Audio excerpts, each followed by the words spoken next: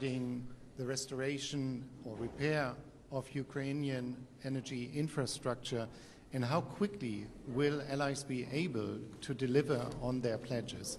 And maybe in the more long-term support, do you see a specific role for NATO in training Ukrainian soldiers, something which is now done by the UK or by the EU, but not by the alliance as such? Thank you. So, first of all, I cannot quantify that because I left the meeting where they made the pledges, and they were making pledges as I left. So I think it would be very wrong if I now start to summarize those numbers.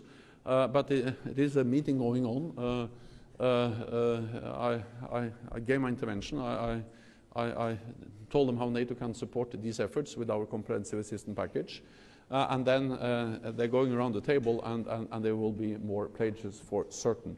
Then, of course, some allies may have to go back to the capitals to make some decisions, but I'm absolutely certain that allies will sustain their support, and that will include also support to Ukraine to address the devastating consequences of the attacks on the power grid. Let me add that, of course, we need to support them to repair and to replace what has been damaged.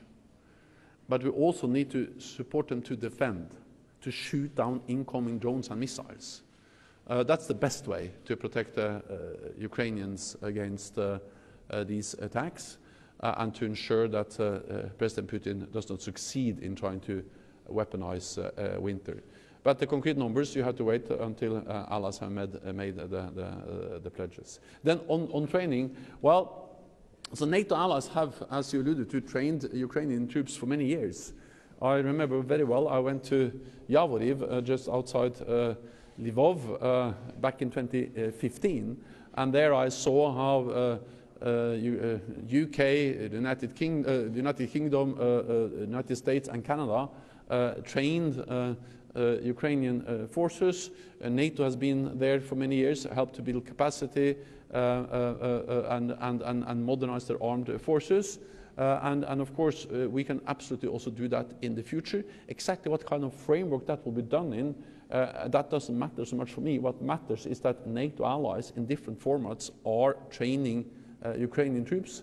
I recently visited the United Kingdom, where countries, of course, United Kingdom, Canada, but Finland, Denmark, Norway, Netherlands, and many more allies are training thousands of Ukrainian troops. And I also welcome the initiative by the European Union. That will also be many NATO allies that will provide training. So training will take place in many formats. NATO will provide different types of capacity building, also education, and then altogether this makes a huge difference for the Ukrainian armed forces.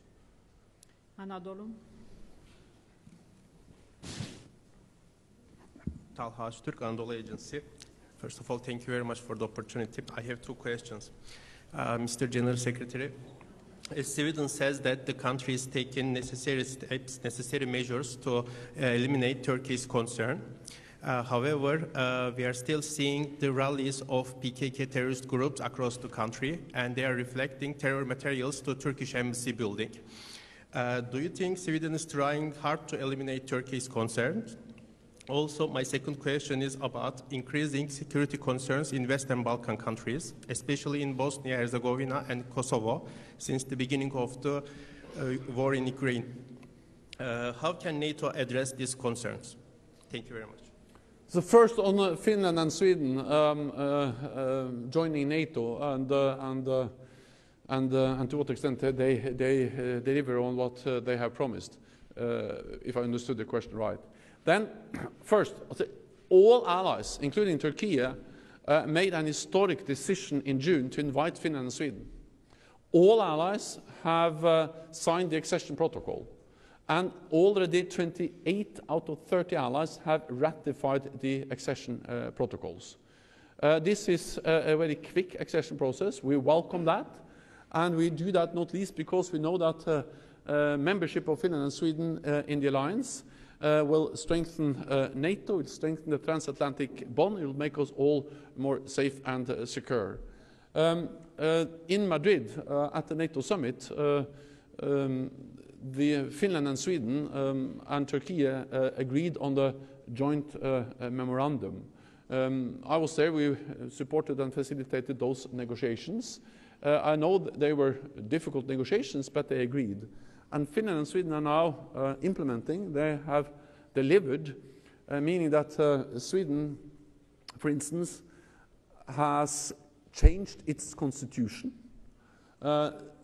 Sweden has tightened and strengthened the laws on terrorism. We see that has been expulsions, and also that Sweden has lifted any restrictions on arms exports to Turkey. On top of that, we have established, or they have established, a mechanism to ensure that this will continue.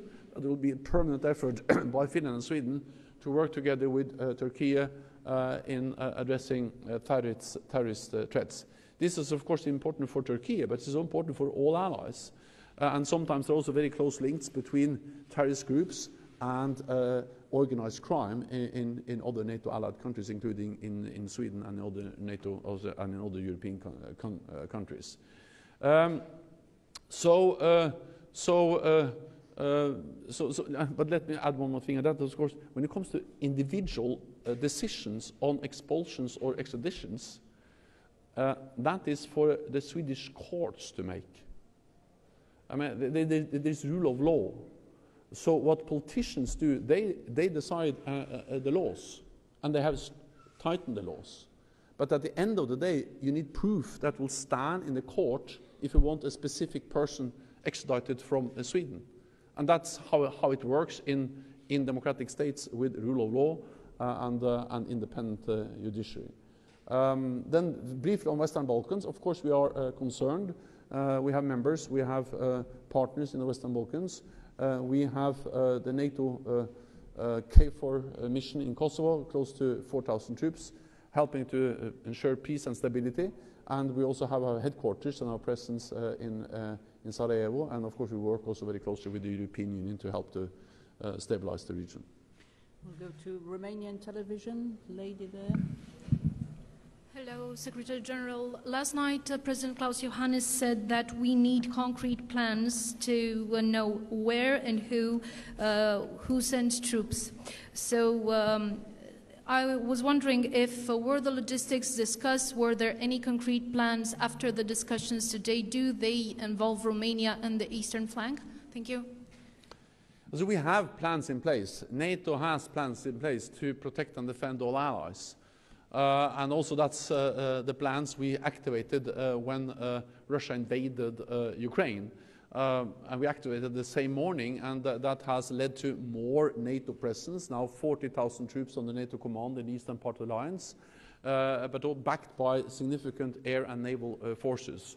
And SACEUR, our Supreme Allied Commander, has then been provided the authority to add even more forces if he deems that necessary. So we have plans. Then, of course, we are constantly assessing those plans, developing those plans, and at Madrid, at the summit in Madrid, we made decisions to further strengthen our force structure based on many different measures, but the key elements will be more presence, especially in the eastern part of the alliance, higher readiness of our forces, a pool of several hundred thousand forces that can be quickly also deployed, and then more pre-positioned equipment, and to a larger extent also more air-marked forces. For instance, we have seen that Germany has already followed up because Germany is the lead nation for the battle group in Lithuania, and they are now developing a brigade that can be earmarked or will be earmarked for deployment in Lithuania with some equipment. They will know the terrain, they will know the home defense forces, and this concept of more earmarked troops will further strengthen NATO's ability to protect and defend all allies. ARD. Secretary General Markus Preiss with ARD German TV. I have a question. Everybody's saying Putin is weaponizing the cold and the winter. I'm a bit surprised that you're talking about this on the 29th of November right now. Have you been late to addressing that kind of weapon? Thank you.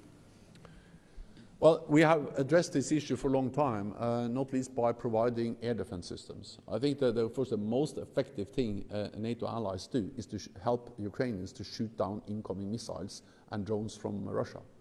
And we also know, and this was also shared by Minister Kuleba, that actually a quite high proportion of the incoming Russian drones and missiles are shot down.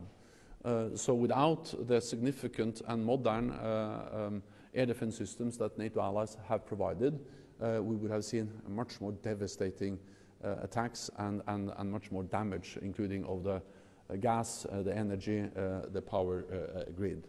Then, of course, what we see now is a very deliberate attack on this critical infrastructure. For me, it's obvious that that actually reflects that President Putin is failing on the battlefield. Because since they're not able to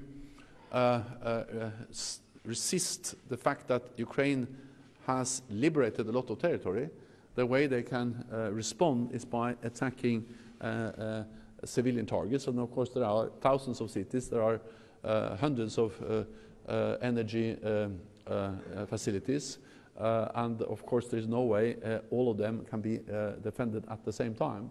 But that's also the reason why we are stepping up and urging allies to provide even more, and then try to mitigate with both generators, fuel, spare parts. This is about defending, it's about repairing, and it's about replacing their energy infrastructure, and we are doing all things at the same time. Okay, we'll take one last question. Journal TV, lady in pink from Moldova. Thank you, Journal TV, Republic of Moldova.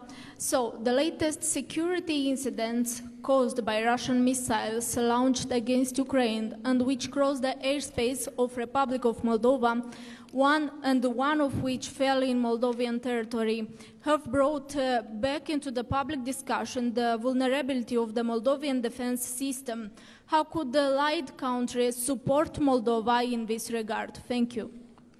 Well, Moldova is a partner of NATO. Moldova has a very close relationship with the European Union, and many allies also provide different types of bilateral support to Moldova. I recently met the president of Moldova, Mari Sandu, and we had a very extensive discussion on the ways we can try to expand our partnership, of course respecting the fact that Moldova is not aspiring for NATO membership. Moldova is a neutral country, and we are looking into how we can work more closely with Moldova in different areas, but also welcome the fact that NATO allies and the European Union also providing economic support to Moldova to help them mitigate the consequences that they are seeing because of the war in Ukraine. Moldova, being so close to the war, has suffered a lot, and the only and the best way to really end this is for President Putin to end the war. This brutal war of aggression is really bad for the Ukrainians, but it also has ramifications all over the world, with increased energy prices, increased food prices, and power shortages in a country like Moldova. So the lasting way to end these problems is for President Putin to end this senseless war. Thank you very much. This concludes this press conference. We'll see you tomorrow. Thank you. Thank you.